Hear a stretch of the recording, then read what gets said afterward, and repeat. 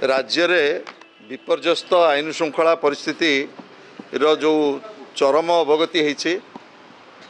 एवं विशेषकर जाजपुर जिलार धर्मशाला निर्वाचन मंडली रे निर्वाचन परठारु आज पर्यंत 10 मास भितर जो भली भाव में पुलिस प्रशासन हाथबारिश रे जो भली भाव में अपराधीमूलक कार्य सृष्टि करा जाउची एवं स्थानीय विधायकों प्ररोचन रे जाजपुर पुलिस प्रशासन एवं विशेषकर पुलिस अधीक्षक एसपी अच्छी तांको नॉलेज रे जो भली भाव में घटना घटी एवं निर्वाचन पर आज पर्यंत 8टी घटना घटिलानी से संपर्क में जाजपुर जिला पुलिस संपूर्ण निरवद्रष्टा साजिची एवं जो भली भाव में जड़े पूर्वतन विधायक को मरणांतक आक्रमण करा जायछि आज पर्यंत मध्य जो मानकु आपण माने गणमाध्यम देखैथिले से घटना सहित संपृक्त कौनसी अपराधी की आज पर्यंत गिरफ करा जाई नाही। आरुआ गाँव को जेतेबेले पूर्वतन विधायक जीतू बलवंतराय जाइथिले सेतेबेले तांको मरणांतक आक्रमण करा जाइथिला एवं आपण मानकर गणमाध्यम से कथा सबू भल भाव में प्रदर्शित करथिले एवं जाजपुर जिलार धर्मशाला रे जो आईन श्रृंखला जो प्रकार चरम विपर्य घटी से संपर्क में राज्यवासी के आपण मैंने अवगत करथिले। आमे आशा करूँ जे निश्चित भाव में पूर्वतन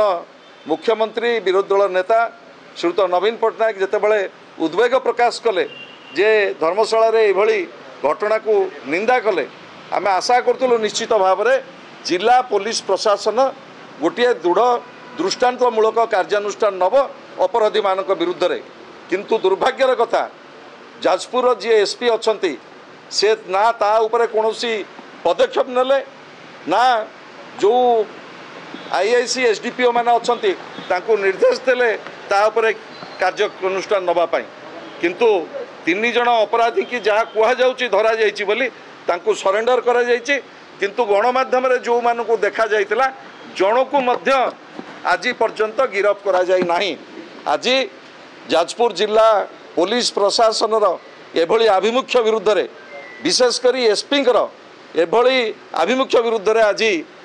पुलिस महानिर्देशक डीजी को आज डीजी महोदय को आज आम भेटिचु विजु जनता दल तरफ आम तरफ मान्यवर विधायक माने दलर नेतृमंडली आम भेटिकी राज्य रे विपर्यस्त आईन श्रृंखला एवं विशेषकर जाजपुर जिले में जो भली भाव में धर्मशाला रे 8टी घटना घटिला पर मध्य एसपी आभिमुख्य को आम निंदा करने सहित डीजी महोदय को अनुरोध करचु एवं दाबीपत्र देचु तुरंत ए बाबद में दृढ़ कार्यानुष्ठान ग्रहण करा जाऊ एवं आम आशा रखुचु एवं भरोसा रखीचु डीजी महोदय को ऊपर निश्चित भाव में दृढ़ कार्यानुष्ठान नियाजिबो ए घटनार गोटे लॉजिकल एंड को नियाजिबो